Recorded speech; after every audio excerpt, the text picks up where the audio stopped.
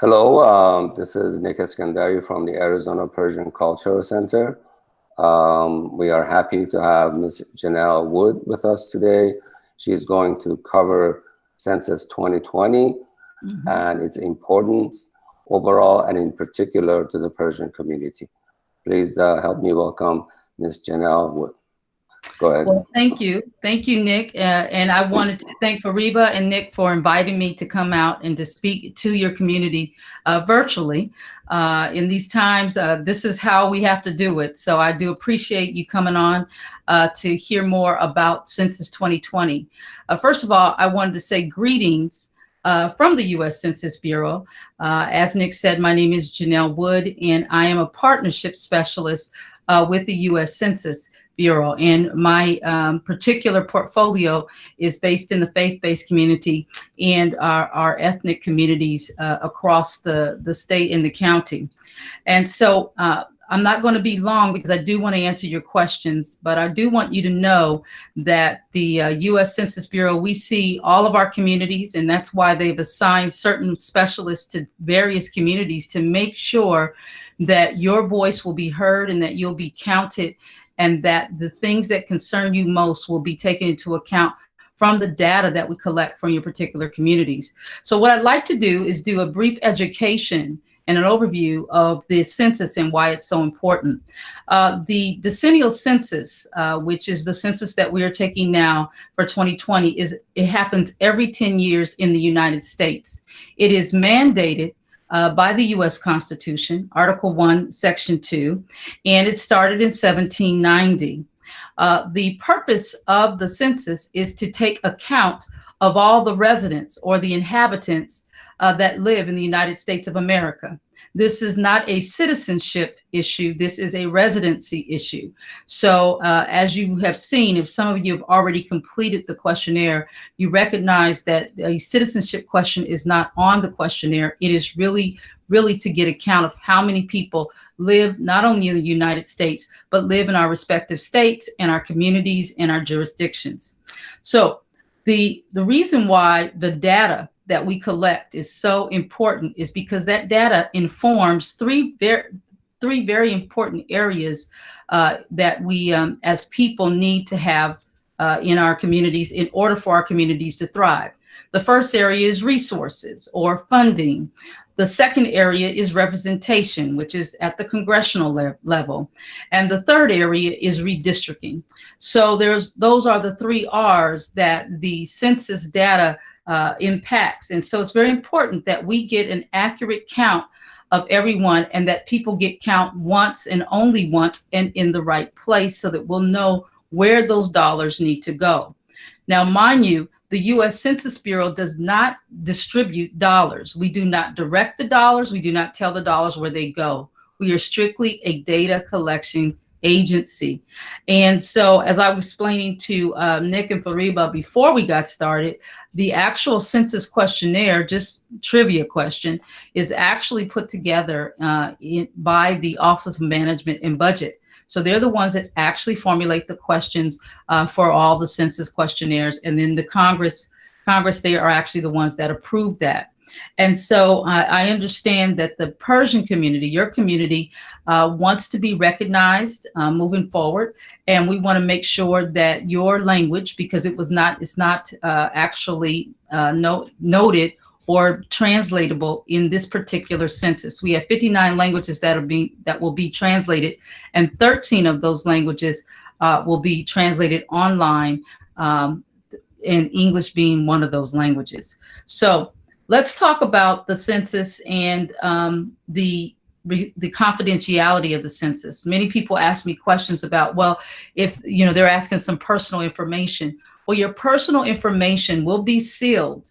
Your name and all of those things, date of birth, things like that, will be sealed for 72 years, according to Title 13 of the U.S. Code. What that means is that data will not be released to any agency ever until for 72 years. When we collect the data, we do not, and I repeat, we do not distribute that data to any agency, to any law enforcement, to any immigration, to any housing, to any workforce development entities. We do not give that information out. That information is disseminated in numerical aggregate statistical form to the president usually December 31st of 2020. Due to COVID-19, we have had some special circumstances arise within the census because we have not been able to get out into the community and send out our enumerators who normally go out door to door after people have had the opportunity to self-respond to make sure we capture the rest of the households that have not responded either online or via phone or via paper. So this year, due to these special circumstances, the US Census Bureau has recommended that we push the deadline, which was originally July 31st, 2020, to October 31st, 2020. We are still pending congressional approval for that particular delay and extension of the census. Normally, if we were under normal circumstances, July 31st, 2020 would be the last date that we could collect data. We would put the data together, and then again, we would disseminate that December 31st to the president in aggregate numerical statistical format. Now, with these new changes and these new proposed extensions, we will not be giving that data to the president's office until April of 2021. So that's been some changes there. Confidentiality. Not only is your data sealed for 72 years, but me as a census employee, I had to take an oath the first day I came on board as a census employee. And that oath said that for the rest of my life, I will never, ever be able to share the information that I was able to see as a result of a census employee that someone gave. So I will never be able to tell that. If I do, I will face up to 5 years in prison, and I will face up to $250,000 per count. And I don't know about you, but I have way too much life to live to actually sit somewhere in jail for sharing anyone's personal information. So I've taken an oath that I will never share any information that I come across in the census. The next thing I want to talk about is I want to zero in on the resources. So as I said, the data that we collect in the particular communities is very important for those who are looking at this data to determine whether or not they're going to need particular dollars for a particular service in a particular area. So the people that utilize the data that's collected in, again, this statistical format would be your state government, your local municipalities, your school districts use this data, so they'll know how many children are in their district. One of the most undercounted groups that we had in 2010 were 0 to 5-year-olds. Many people did not count the 0 to 5-year-olds across the United States. There were 1 million children that did not get counted in 2010. Can you imagine now why we have such a burden on our educational systems, why we have such a burden on some of our housing systems and healthcare systems? It's because those children did not have dollars allocated for them because they did not show up in the data. So we are really making sure everyone counts everyone in their household. Anyone sleeping on your couch, anyone who you thought they were going to be gone, but they were still there as of April 1st. That is who you need to count in your household. April 1st is the benchmark date. That was our National Census Day. So anyone who will be completing their census after today or after April 1st will need to make sure that they count everyone who was living at that residence as of April 1st, 2020.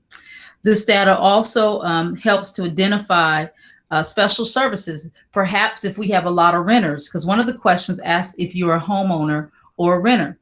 If you are a renter and we have a high number of renters in a particular area, that tells the particular municipalities that we may have some areas where people may need assistance in becoming homeowners.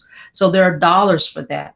There are dollars for different economic needs of different ethnicities, different educational needs for different communities, different behavioral needs for different communities, hospitals, fire departments. This data is very important. I did say earlier that we actually stand to gain an additional congressional seat. Arizona grew by 800,000 people over the past 10 years. That gives us the opportunity to gain a 10th congressional seat in the state of Arizona if we get everyone counted. So our governor, Governor Ducey, is very committed to making sure that we as Arizonans get counted, because he recognizes the importance of us gaining another congressional seat. He also recognizes the importance of us gaining more dollars for our state because we have grown so much. As a matter of fact, according to the Office of Management and Budget, Maricopa County is the fastest growing county in the United States of America. We are the fastest growing. So they're keeping an eye on us. And right now, Maricopa County has been counted at 53.7%, which is awesome. That's more than the national count right now, which is at about 49%. So, I mean, over 50%. So 50% of the households have already been counted, and Maricopa County is tracking pretty high at 53.7%. So we got to keep it going. Next thing that I want to talk about is the questionnaire itself. Many of you have told me that you've already filled out the questionnaire, but for those of you who have not filled out the questionnaire, I strongly encourage you to get it done. It only takes 5 minutes at that, if that, online. There are 4 ways to get counted in 2020, which is the first time in history that you're able to go online and get counted. You can get counted from your phone or from a laptop or iPad or any type of electronic device or mobile device. You can also call in a phone number. There's a phone number that you can call. And depending if you need language assistance, there will be someone there to assist you. And there's also the paper. And the paper format has already been sent out, the paper form. So if you have not been counted, the paper form is coming your way. And like I said, the questions that will be asked are how many people are in the household, whether or not you live in the house or you own it or if it's rented. A telephone number is asked for. Why is a telephone number needed? Because if there's a discrepancy on your form, there'll be a census person that will call your home to just clarify that we have the correct information. Your name, your sex, your age, your race. And I understand that you all are being directed. I saw the link that Fariba sent me right in Iranian.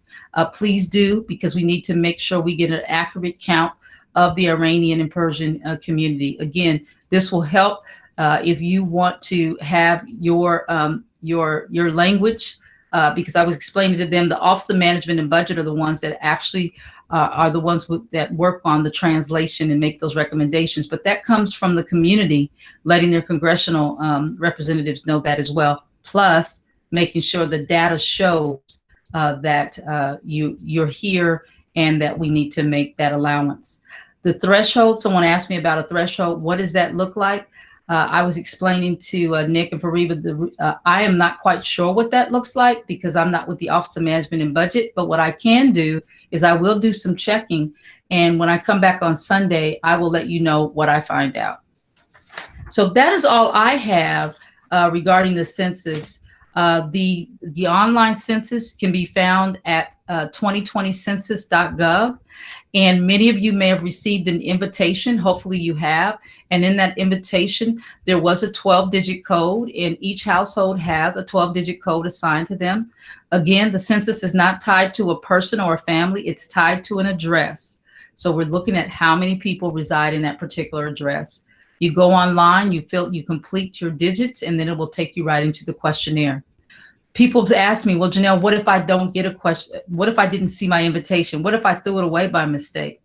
Well, don't worry about it. You can still go to 2020census.gov, and there will be a little link that you can click on that says, hey, I do not have my my digits, and they'll have you click on it. And all you'll need to do is input the address that you'll be filling out the census for, and then it will link that address up to the 12-digit code that was assigned to it, and then you can go into the census. So any questions? I have a question. Sure. So first of all, thank you for that very clear and concise explanation. So because of COVID, my son actually has been living with us for about a month now out of New York. And yeah, so the question, and he may be here, for another month or two, who knows? So does he fill out the census because he's here now, as of whatever that date was that you mentioned, April 1st. Is he a New York resident as far as census is concerned, or because he's here, he's an Arizona resident? So where does he spend at least 50 to 60% of his time? Was that New York? Is that considered Yes. his home? Okay. Yes. So if New York is considered his home, I had the same thing happen, Nick, with my son. We brought him in about 5 weeks ago. So he went ahead and completed it for New York because that's where he resides, because New York needs to get those dollars because that's where he spends most of his time. Good question, because people have asked me that question, especially with people shifting around with COVID-19. I have a follow-up question, if you don't mind. Mm-hmm. So as I told you earlier on, I went ahead and filled out our census and mailed that or submitted it online. But then like a few days later, I received another letter with another 12-digit, basically saying that we believe there is another person that also lives in that house. And I was thinking, do they know that Cameron lives here? What's going on here, right? So is that, do you know why these other second letters are, at least they were sent to me?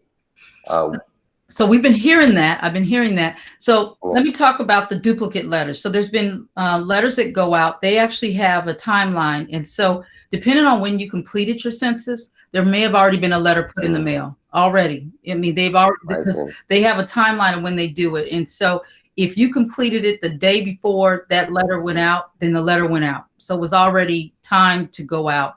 As far as the different 12-digit code, I've asked people to let me know.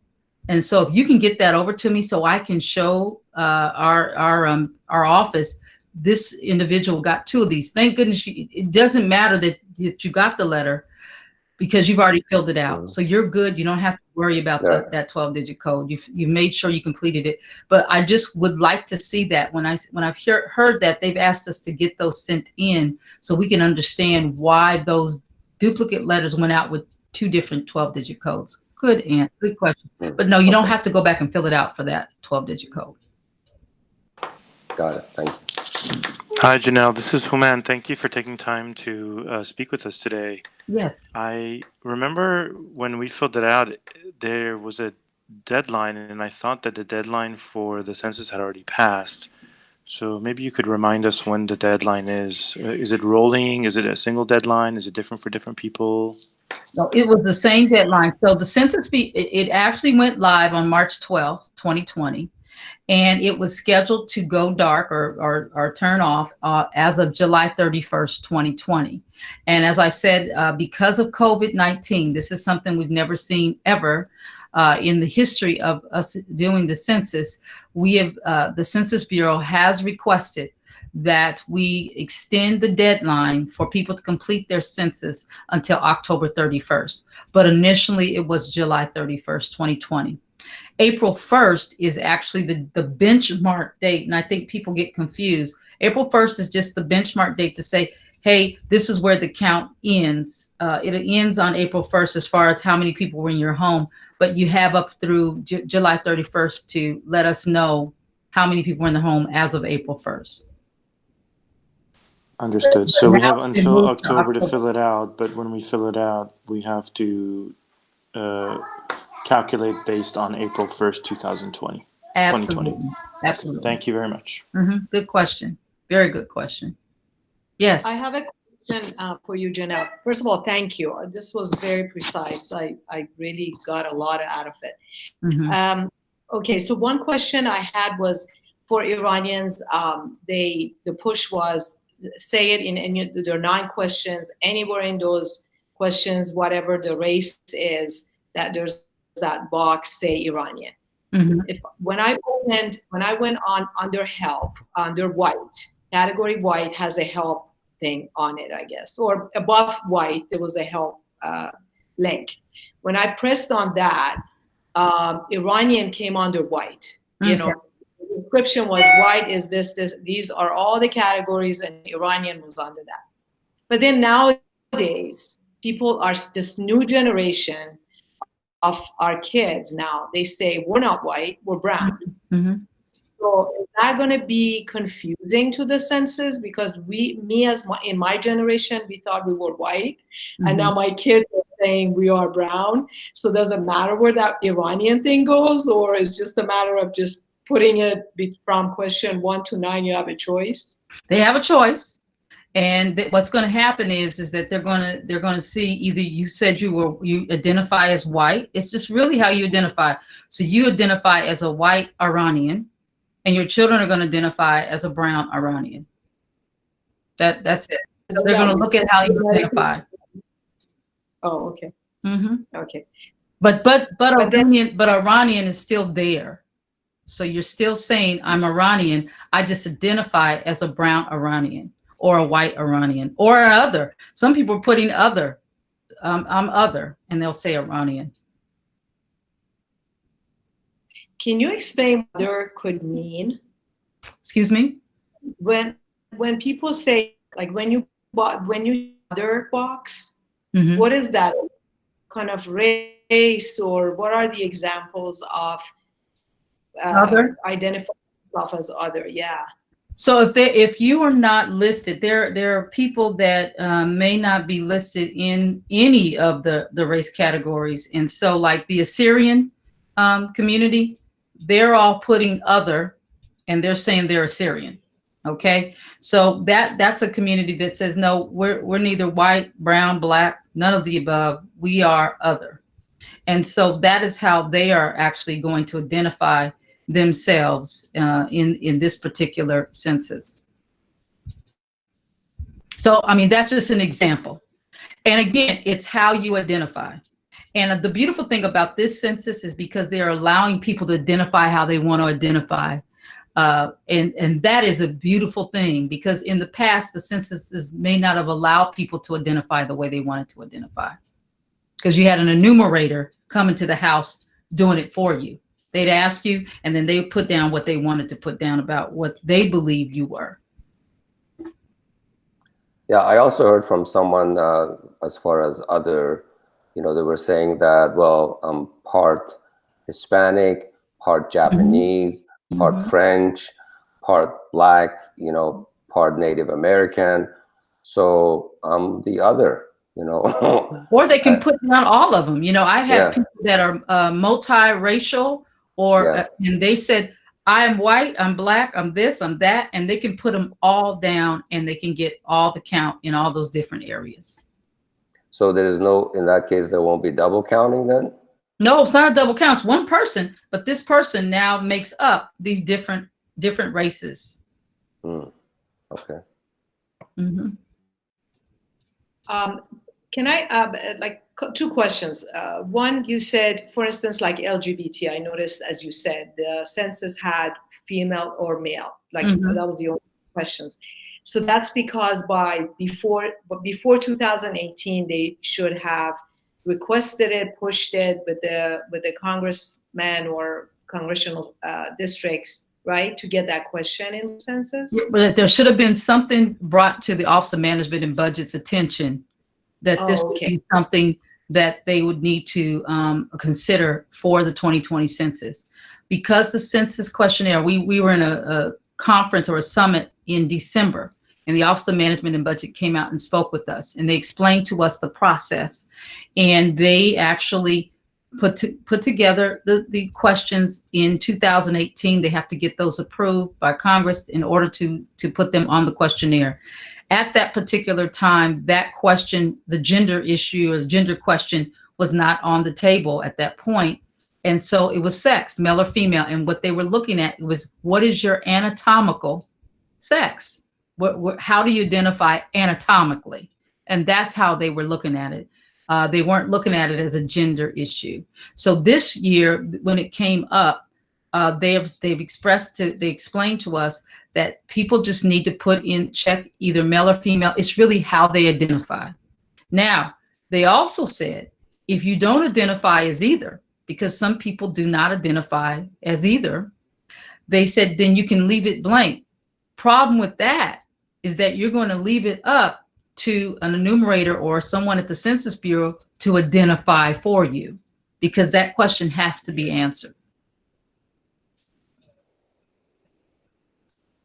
Yes. One more question. You mentioned 1 million kids were not counted. Mm-hmm. And why is that? What 0 happened? to 5-year-old. There were, I guess there's misinformation that a lot of children just didn't get counted between 0 to 5 years old. They did not count them as a part of being in the household. We don't know why, but we've done a serious, and we think it's misinformation.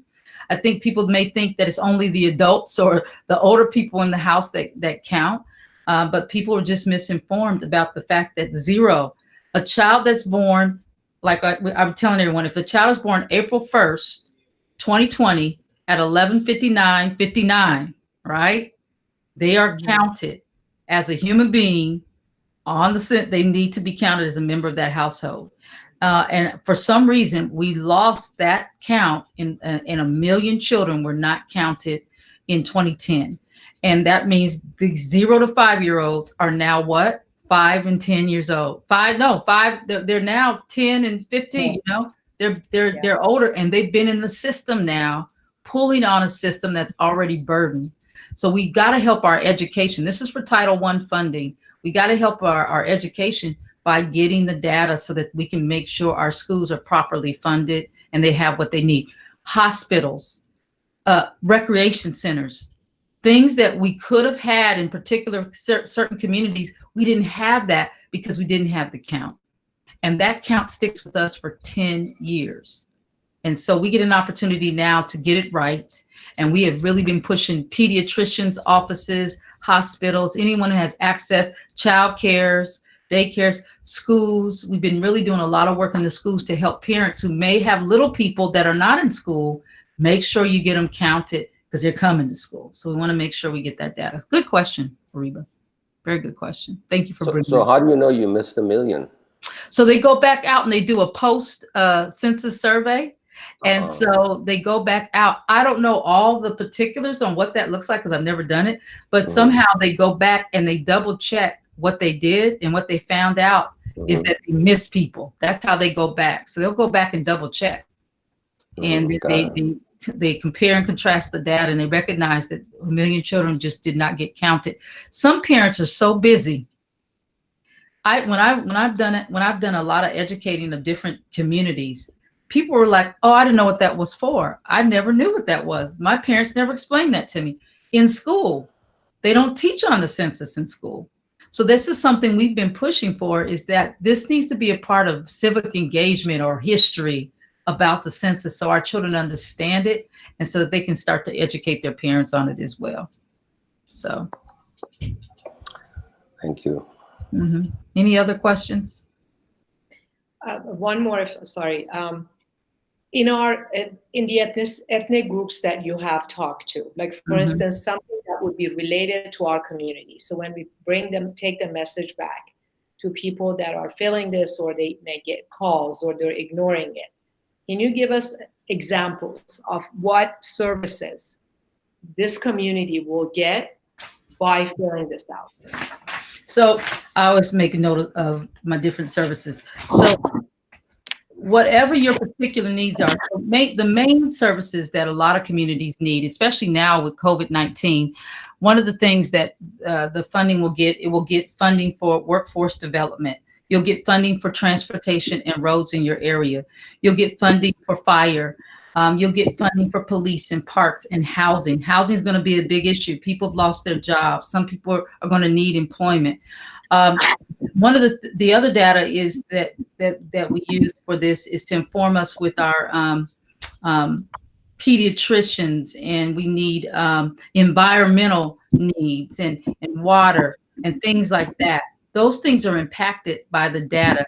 Me as a minority, there are special grant funding. There's special scholarships out there for particular ethnic groups. There are special opportunities for grant funding for small businesses that are of a particular ethnic or minority group. If we don't know you're there, that funding may be allocated another way, and it may not be allocated to your community. So we got to know you have special things that you need.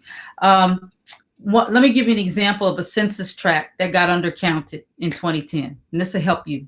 I'm going to help you out as far as dollar-wise why it's so important. This particular community had a high number of minorities. It was about 40% Hispanic we had about 10 to 15% African American. We had about 10% of the Native American. We had Pacific Islander, and then they go on to other. So high and a very small percentage of white Americans in that area. This particular census tract had 3,900 people in it. Let me tell you how a census tract works. So 3,900 people in that census tract. 35.4% of the people did not get counted. So if you take 3,900 times 35.4% not getting counted, that was 1,380 people in that particular tract that did not get counted. Now, the government allots so much money per person. So it is anywhere between $1,500 to $3,000 a person, which is allotted. And for demonstration purposes, I always just say, let's just say it's $2,000. It's usually a little higher than that, but for demonstration purposes, it makes it easier. So if I have 1,380 people that did not get counted, and we're going to use $2,000 per person that we lost $2.760 million in that particular area for 1 year. 1 year. Then in 10 years, they lost $27.7 million for that particular community. They lost funding for schooling. They lost funding for childcare. They lost funding for parks. They lost funding for recs. They lost funding for potential hospitals. They lost funding for fire departments. And this particular census tract is really interesting. The fire department doesn't stay open 24/7 because they don't have the dollars to pay them 24/7. That's a hazard. That's hazardous. But because we didn't get the data, no one knows that they needed that. There's no dollars to support that. Oh, well, we didn't need all this type of service over here because there was only this many people that showed up in the data. So it's very important for minorities to make sure that they get counted because there's so many dollars out there that are specially set aside for our businesses, for our school needs and educational needs, for healthcare. All of us have different healthcare needs in different ethnicities and different minorities. And so to make sure we get those special doctors or special needs met in our particular communities is important for us. Workforce development. Some of our communities are very underfunded when it comes to workforce development and economic development. What about small business owners? Those are things that communities can get dollars for and you can get funding for. But if I don't know you're there, that money goes somewhere else.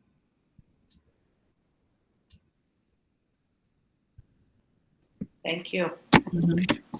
Janelle, this is solely based on federal funding, or it also impacts state and county and city? This is federal funding. So the federal funding, there's 132 federal programs that the census dollars is $675 billion. Let me back up. We have $675 billion that the census actually, the data that is collected impacts how that $675 billion is allocated. That $675 billion, good question, Homer. Very good question. That $675 billion is allocated through 132 federal programs.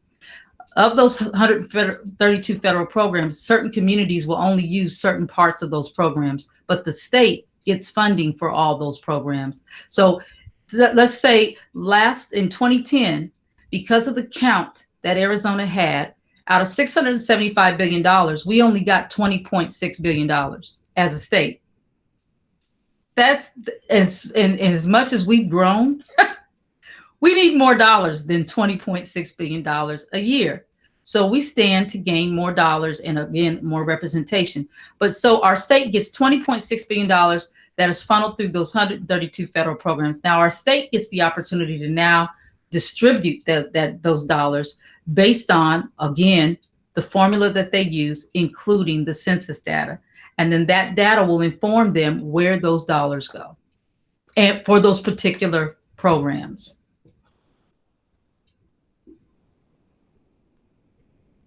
Any questions? Any more? That was a good question. Very good question. We specifically requested that only good questions are allowed in this session. I appreciate it. These are good. Very good questions. But you know what I encourage you to do is I need you to go and tell your community, you got to get counted. Yeah. It is so important for your children. for the next generation. This lasts us for 10 years. I can't impress upon you that this data sticks with us for 10 years. And so if you want to go and you want to impress upon your legislature or your representative that you want certain services in your community, for your community, and then when they look at the data and go, I don't know, because I don't see anything that shows that your community is really here.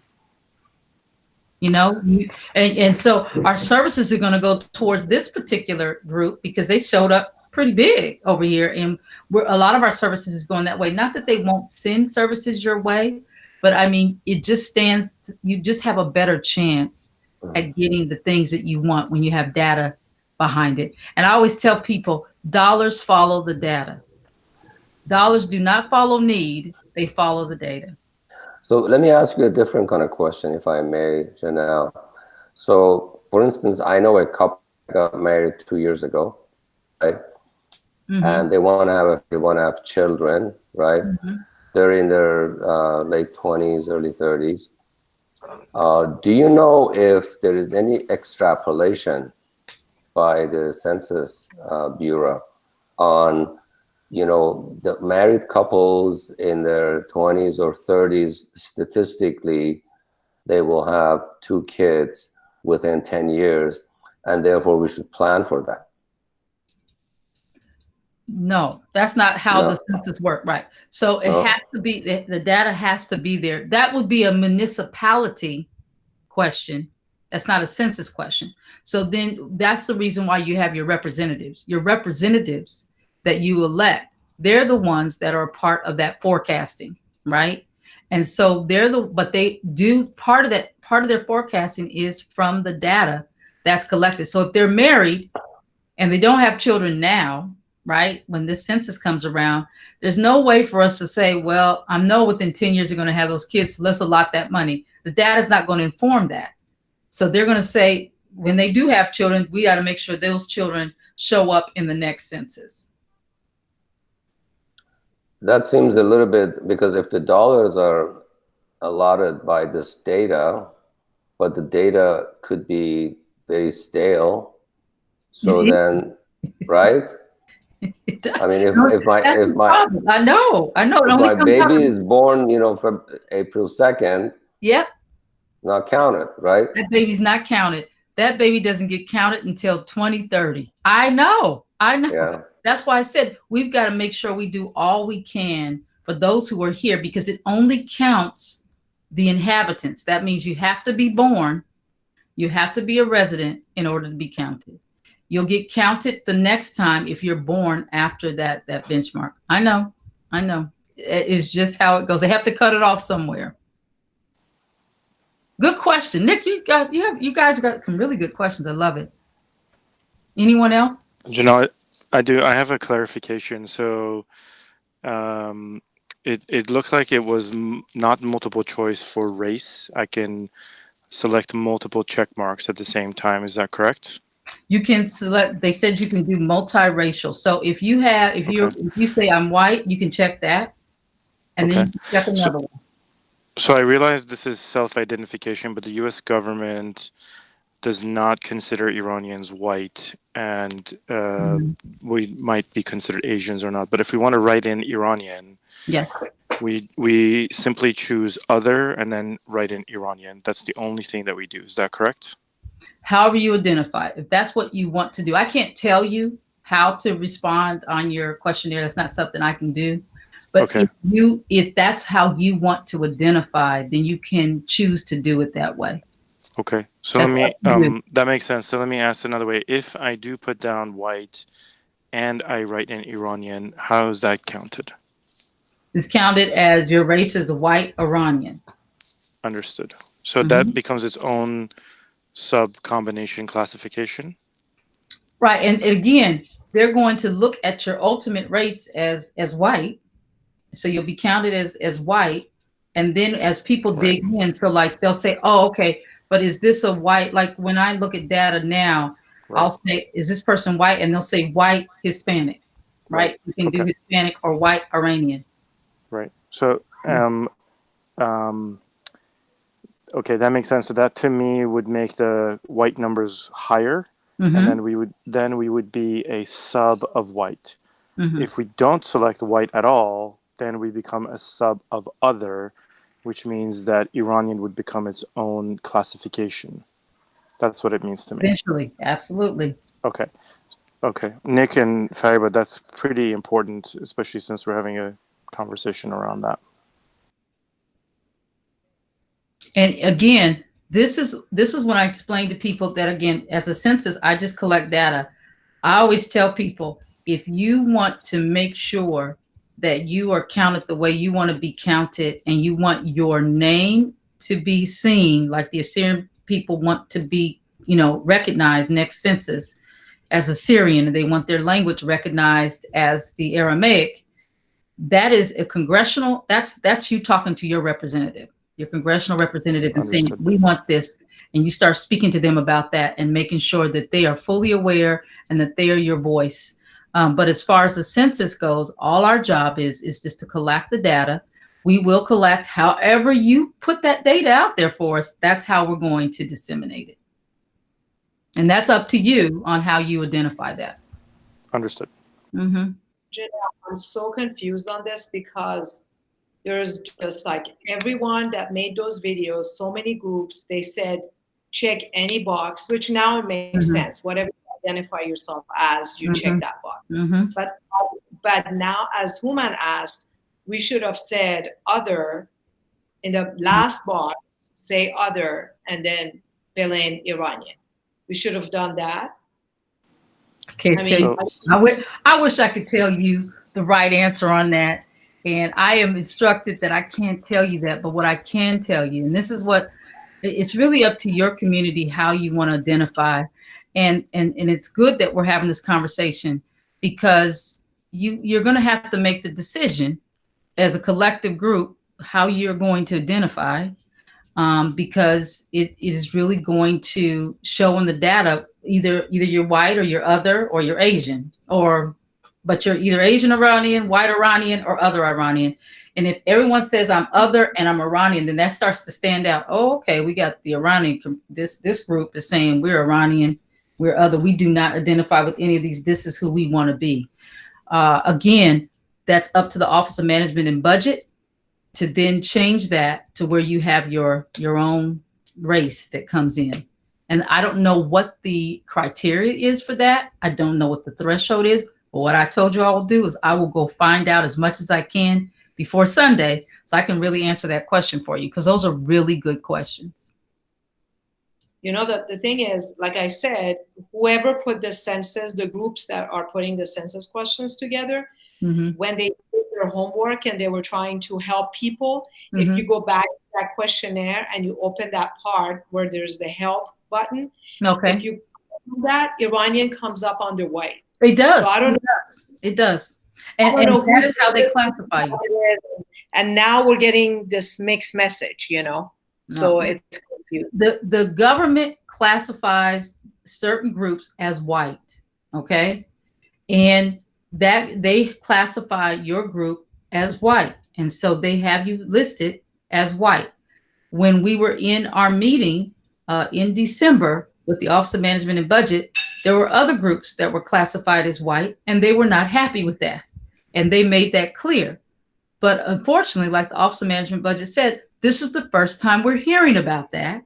And in the past, we've always classified you as white.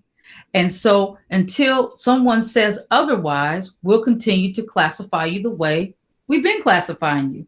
And so it is up to your group to say, we want to be classified another way, and this is how we want it done.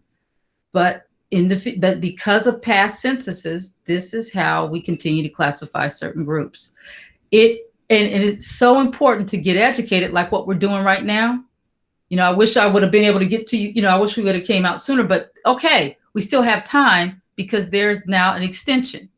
So you have to make the decision as to what that's going to look like. Right now, they show that the Iranian people are classified as the white race. And you can and they do the same thing with the Hispanic community as well. There are other communities that they classify as white. those communities have to make the decision. They can, again, how they want to identify. Okay, we'll just identify as white and we'll put our name down. Or they can say, I'm not doing that and I'm going to do other. And so don't be confused. Just know, just be informed that right now, if the government shows you as white and they say you put it here, then that's where they see you right now. Period.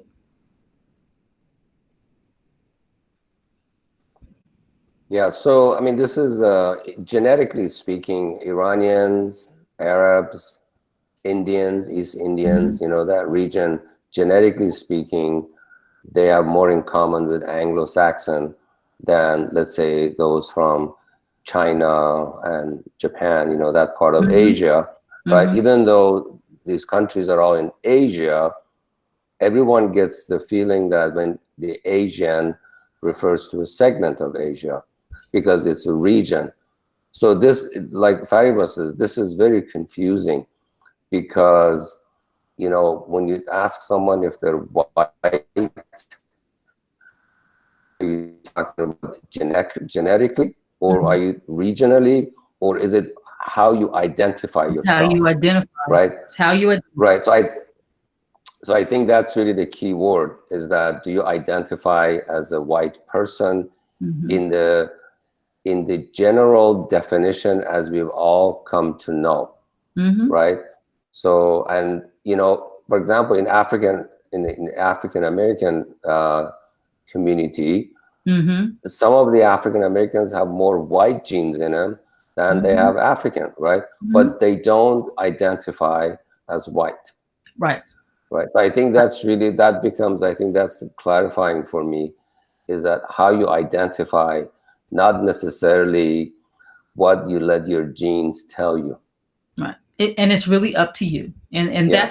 that's what I love about this census, is that you get to determine how you want to identify, right? Yeah. And so that's what I tell people. I say, you identify with the way you want to identify.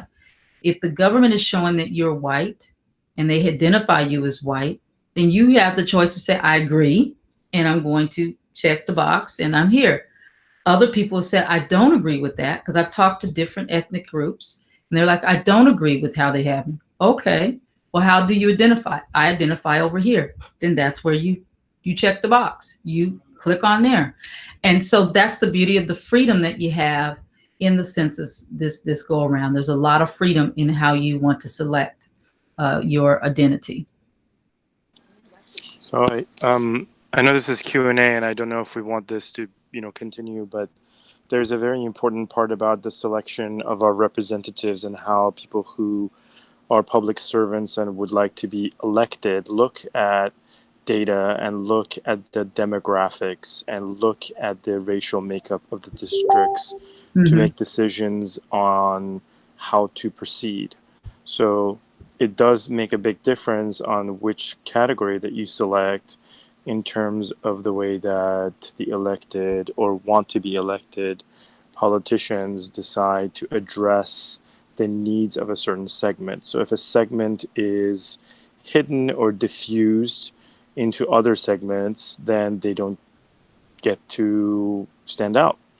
And therefore their needs may not be met because they're clumped with a different segmentation, rather than when a segment stands out and it's clear that there's a need for representation, then those particular politicians and policymakers pay attention because that segment stands out. So if for example, in Los Angeles, all the Asians selected white, then there would be no addressing of the needs of the Asian community of Chinese descent, for example, or Japanese descent, because they're blended into a larger selection, whether they self-select or not self-select.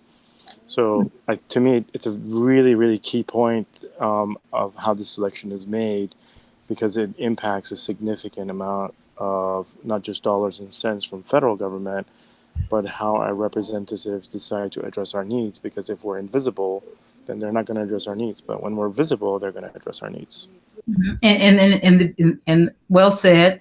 And the other thing is that you just got to show up and be visible and physically show up and meet with your representatives That's something that you can do. That's outside of the census stuff, but making sure that your voices are heard and your concerns are known by those who represent your particular district or your particular community. And that goes all the way from school districts, legislative districts, and your congressional districts. Absolutely. Agreed. And when we go to them and say, look, there is 25,000 Iranians in Arizona, you best pay attention because there's 25,000 of us, versus there's 25,000 Iranians blended into the white count, then we're blended into the white count. We don't actually get to stand out. And again, that you guys are making some great points, and I've enjoyed this conversation. It's been quite an interesting conversation about identifying, especially with race. This question, you're not the only community that I've worked with that has really had to sit down and grapple with how do we identify, because according to the census questionnaire, it says I should be identifying this way, but I don't want to. I want to identify in another way, and making a collective decision to do that. So yeah, you do have the opportunity to choose how you want to choose. Thank you. So one last question. Maybe if you don't know the answer, you could research it by Sunday, because it's a tricky one. So let's say that, the Iranian community in the US, the Iranian Americans, they fill out the census, and let's say about 1/3 of them choose the white option, 1/3 use the Asian option, and 1/3 use the other option, right? All right, that's fine.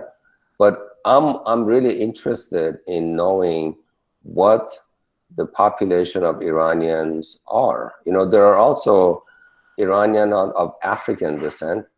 There are also Iranian of more maybe Near East descent in Iran because of where it's located at. So those people may choose to identify, with a different type of a identification.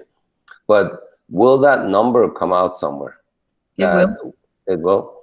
It will. Okay. Actually, it's interesting that you said that question, because that question was asked in another meeting that I was in, and the answer that the Congressional Partnership Specialist gave, he said, and I was pretty blown away by it. I thought it was great. It was good. I didn't realize that. But actually, you can dig into the data. So with the Census Bureau, we do, not only do we collect the data, but again, we're the ones that have to pull that data together and put it in such a way where it's placed in an aggregate numerical statistical format. But in that, we start to sort it out. And so you're going to sort it out by race, but then you can actually dig down and say, hey, I want to do a search for heritage, or so then you search for that. A lot of people don't know that. That's why it's so good to get educated. And I'm so glad you all are doing this, because a lot of people wouldn't know, oh, I got to dig a little deeper. And people were shocked, because they said, we've been missing whole demographics of people because we only pull for race. We didn't know we needed to pull for heritage. Now we pull a little deeper. That's where you would come out. So even though you may be a third white, a third here, a third there, if I dug a little deeper and knew to dig a little deeper, I could pull that. You now know this information. So that's something that you can use, even if a third of you do the different things this time. And then by 2030, you will have a whole different, understanding of it, and you can educate differently. But we're all getting educated as we go. So right now, that was a good question, because you can actually pull for like a heritage. Like, let me dig a little deeper into this. Is this person pure white? Is this an Hispanic white? Is this an Asian white? Is this an Ethiopian white? Is this white? Whatever. Then that's how they're able to, now you can pull a little, dig a little deeper into the data. But on the surface, it would say white. On the surface, it would say Asian. On the surface, it would say other. Okay, thank you. But the data that's disseminated, normally when you see it, it just says race. You have to know to pull or solve for the heritage. And you now know that, so you would be able to bring that to the attention of your representatives.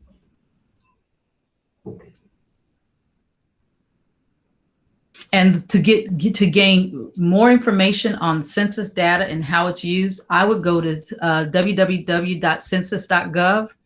A wealth of information on how data is disseminated, how the data is extrapolated, how it's put together. There are so many toolkits and so many videos and articles on how we do this. And so I would definitely go to www.census.gov. That will really help clear up a lot of this for you too. I will. Mm-hmm. Any other questions? These were good questions. So on Sunday, I'm supposed to bring back some sort of an answer about the threshold. Like how many people have to say they're Iranian in order for you now to be considered for your language, to get the language translated into Persian, to have that option. So I will be looking for that information, and hopefully on Sunday I'll have an answer for you. Sounds good. I look forward to that. Mm-hmm. Thank you very much, Janelle. This was most informative. Mm-hmm. I learned it. I appreciate your time you said this evening. Thank you. And if there are no other questions, we'll see you on Sunday. All right. Thank you. Have a good one. Bye-bye. Be safe. Bye-bye. Thank you so much. Thank you. Okay, come out.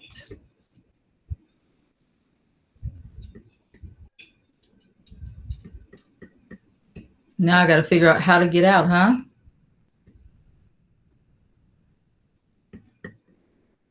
In the still there? Are we off the recording? Let me just stop the recording.